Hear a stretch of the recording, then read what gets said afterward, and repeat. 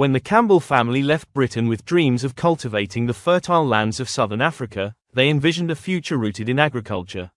Little did they know that the very soil they tilled would not only yield crops but also nurture a community brimming with resilience, creativity, and ambition. This land, once a canvas for their agricultural aspirations, would evolve into KwaMashu, a township that, over time, has sown the seeds of African dreams, cultivating talents that now flourish on global stages. From the rhythms of its music to the fervor of its activism, KwaMashu has become a beacon of cultural and political significance. Its sons and daughters have carried its spirit beyond borders, sharing stories, sounds, and strides that resonate worldwide. But how did a land, once marked by colonial ambitions and apartheid's harsh divisions, transform into a wellspring of global talent and hope? To understand KwaMashu's journey, we must delve into its past, tracing the footsteps from colonial migrations to contemporary triumphs. Before we unpack this powerful story of resilience, transformation, and global influence, take a moment to support this journey through South Africa's hidden histories. If you love stories that connect the past with the present, stories that center our people, our places, and our power, then hit that like button, subscribe, and share this video with someone who needs to know where we come from. And don't forget to drop a comment below. Which township, rural village, or forgotten corner of Mzansi do you want us to spotlight next? It's 1850. The air in Britain is thick with industrial smoke. Streets are crowded, jobs are scarce, and the promise of land in a faraway place called Natal begins to sound like a lifeline. Among the hopeful passengers boarding the conquering hero ship was the Campbell family, leaving behind familiarity for farmland they had never seen. They were part of a mass movement orchestrated by J.C. Byrne Co, a bold immigration scheme that promised 20 acres of land in the lush hills of KwaZulu-Natal to British citizens for just £10. But when the settlers arrived, the land was wild, unprepared, and often miles away from any town or trading post. Still, the Campbells pushed forward. They carved out sugarcane fields, learned to navigate the terrain, and began building what would become one of the most influential colonial dynasties in the region. Sir Marshall Campbell, son of the original settler family, would grow to be a sugar baron, a politician, and eventually the namesake of a township he never imagined.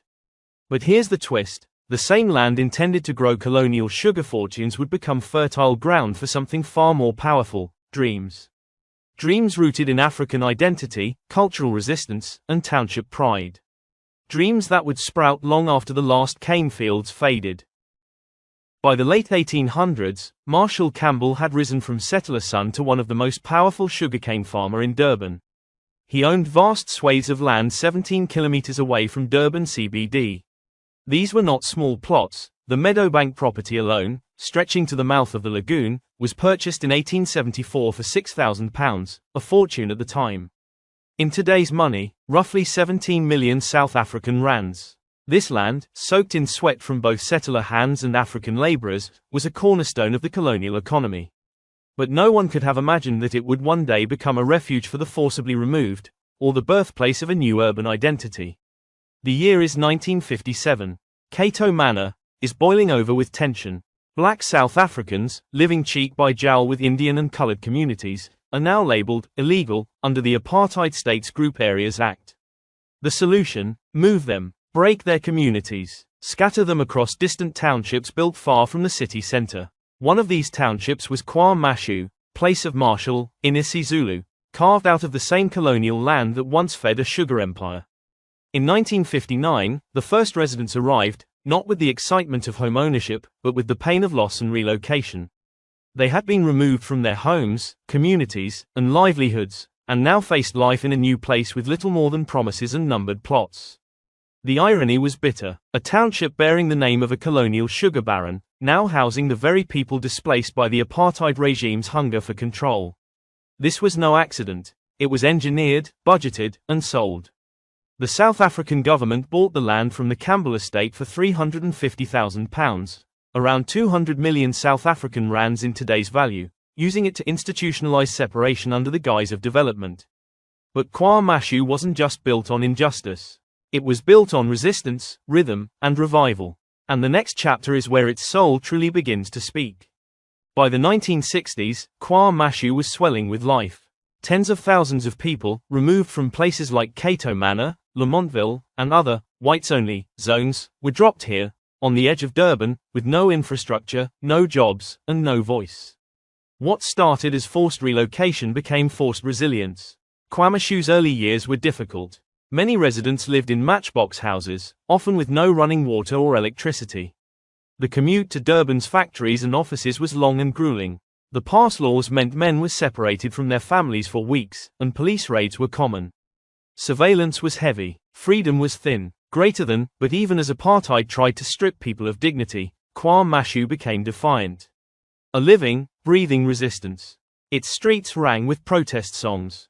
Local poets and playwrights turned pain into performance. In this crucible of hardship, heroes were born. Young people found their voice in protest and art. KwaMashu didn't ask to be a symbol of apartheid's cruelty, but it became a symbol of something far greater, the refusal to be broken.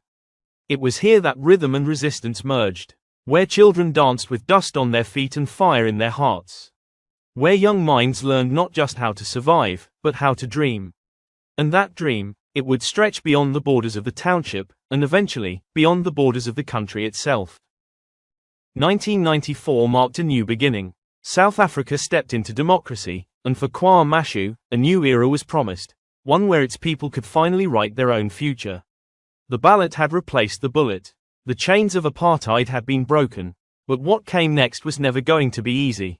Yes, there was political freedom, but economic freedom, that was still a distant promise. KwaMashu remained one of the poorest and most overcrowded townships in South Africa. Unemployment soared, especially among youth.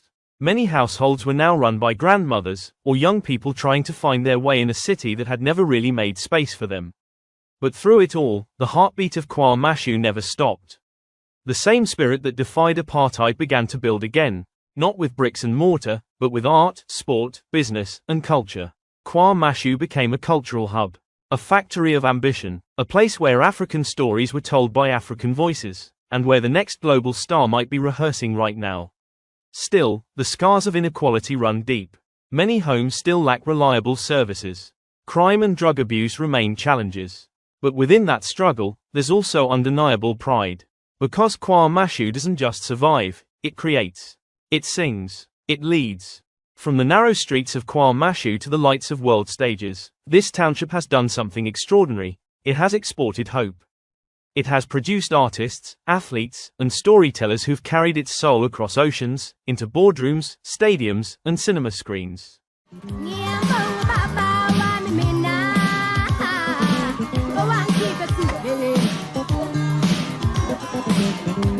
Take Lileti Kamalo, born right here. Her unforgettable performance in Sarafina didn't just win her fame, it turned KwaMashu's struggle into a global symbol of youthful defiance and dignity. She went from local stage plays to Broadway and Hollywood, reminding the world that even the harshest oppression cannot silence authentic South African voices. Or look at Zaki's Bantwini, chart-topping artist, Grammy Award winner, and an industry leader. And the hustlers are home. Take me to the ghetto now. Take me to the ghetto now. Take me to the ghetto now. Yes, I'm from the ghetto. His beats carry echoes of KwaMashu street culture, yet they thump through clubs from Lagos to London.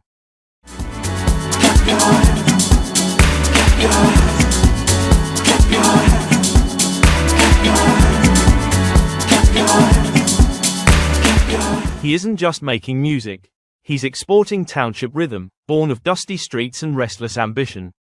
Then there's the football field. Siyabonga Nomvith, one of Bafana's most celebrated strikers, was sharpened by the same township trials many youths still face today. His journey from dusty pitches in KwaMashu to international tournaments showed the world that brilliance can be born anywhere, even where the system once tried to bury it. These are just a few names, each carrying a piece of KwaMashu in what they do. Whether they stay or leave, they are rooted here. So when we say KwaMashu is more than a place, we mean it. It's an engine of possibility, a site of cultural export, and a reminder that greatness doesn't need a head start, just roots, rhythm, and the right kind of fire. But despite their tiny setup, this summer Destruction Boys performed at one of Europe's largest dance festivals. They've also played gigs in London.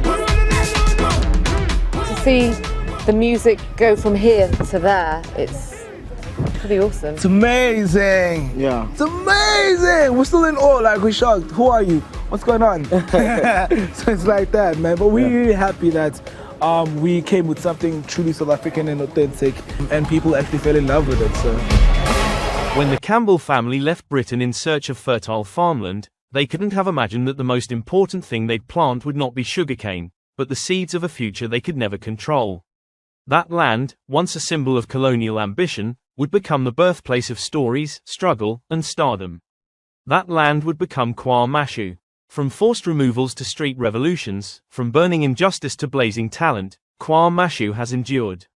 It has taught us that resilience is a kind of currency. That culture can be a form of resistance. That a community can shape its own legacy, even when history tried to erase it. This township isn't just bricks and borders. It's a living archive of South Africa's pain and its potential. It reminds us that the past is not just something to remember, it's something we carry forward. In our accents, in our music, in the names we chant on world stages. So, next time you hear the name KwaMashu, don't just think of a township. Think of a testimony, a place where dreams were displaced and then replanted, a place that proves that greatness can grow in unexpected places, especially when it's watered with pride, purpose, and power. If you felt something while watching this, don't leave quietly. Subscribe, like, and share this video so more people can understand the truth behind our places. And in the comments, tell us, what's your story of KwaMashu?